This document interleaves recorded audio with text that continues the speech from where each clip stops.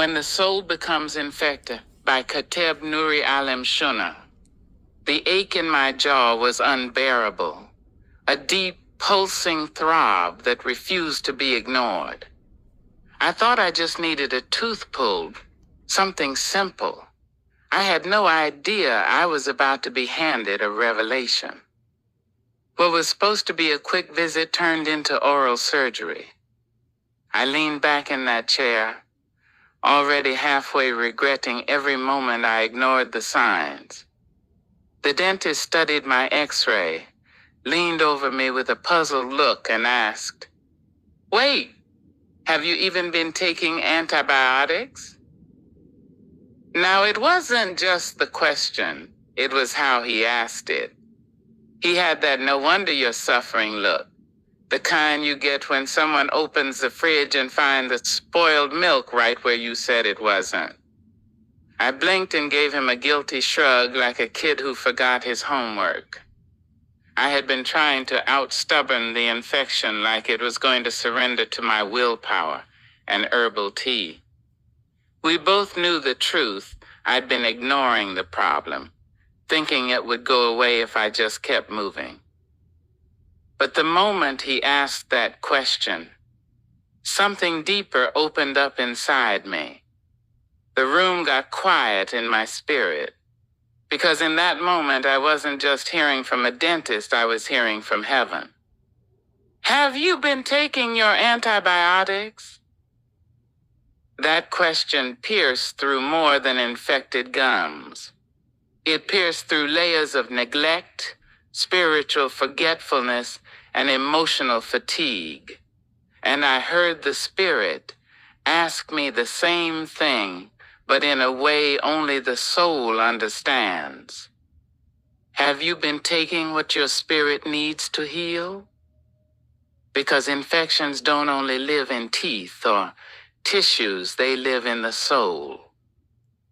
And just like in the body, when the soul is ignored, when it's disconnected from the source, when it's not fed or watered or rested, it becomes vulnerable.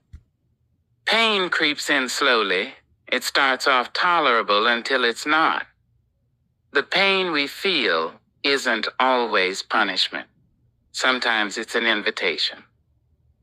We carry infections of bitterness, regret, unspoken grief, shame, unhealed wounds, unforgiveness, and disconnection. And when we stop spending time with the Creator, when prayer becomes rare, when we isolate ourselves from light, when meditation is replaced with noise, we begin to spiritually rot in silence. That day in the chair, Spirit whispered again, "You haven't been taking your sacred medicine." That's when this came to me.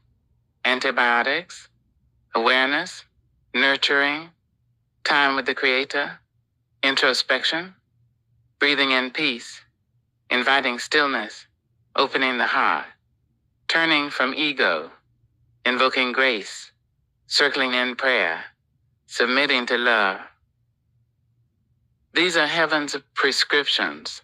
You don't get them from a pharmacy. You get them from presence, humility, and returning home to God. And as I sat there, still numbed from the surgery, I remembered a story my grandmother once told me. One of those old tales that stay in your bones. The story of the withering tree. There once was a tree planted by a river. Every day it drank from the water, and it grew strong and full. Birds built nests in its branches. Children played beneath its shade. Then one year, a drought came. The river dried just a little. The tree still stood tall, but its roots could no longer reach the water. The leaves curled. The birds flew away. A small branch whispered, "We are dying."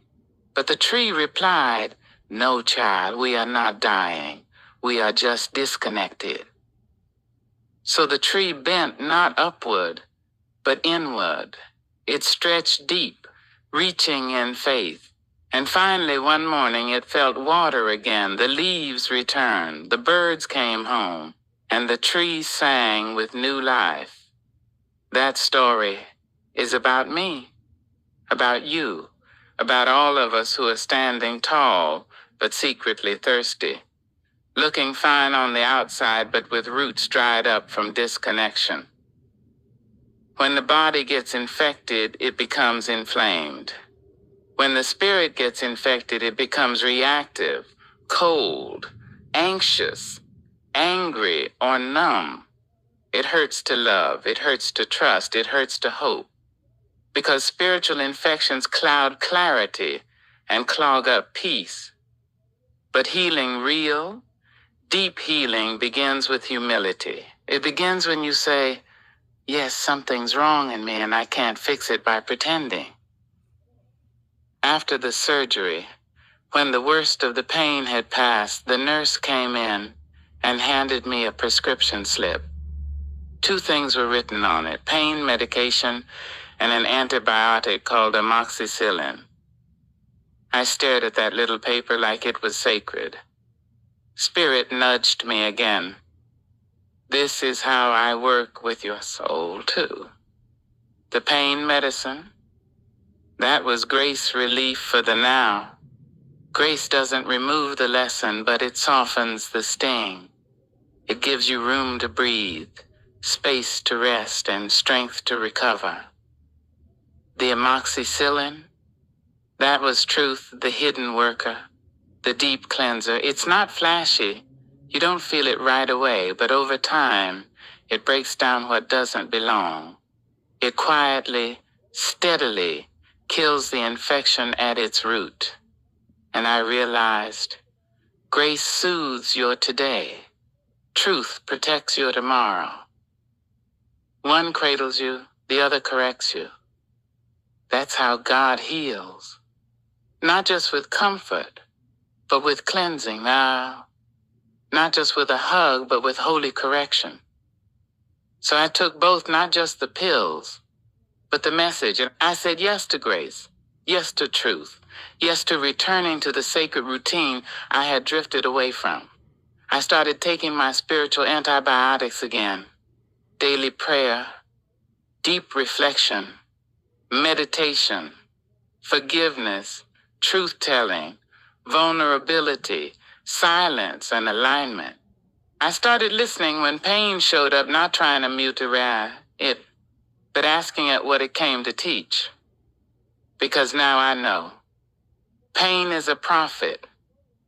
And infection, spiritual or physical, are signs of disconnection. You are not broken. You are just thirsty. You are not dying. You are just disconnected. You are not too far gone. You are just being invited back to the river. Proverb. Disconnection is the root of infection, but even the deepest wound becomes a well when touched by the hand of God. Haiku. Toothache woke my soul. Pain said, go take your healing. Heaven filled the gap.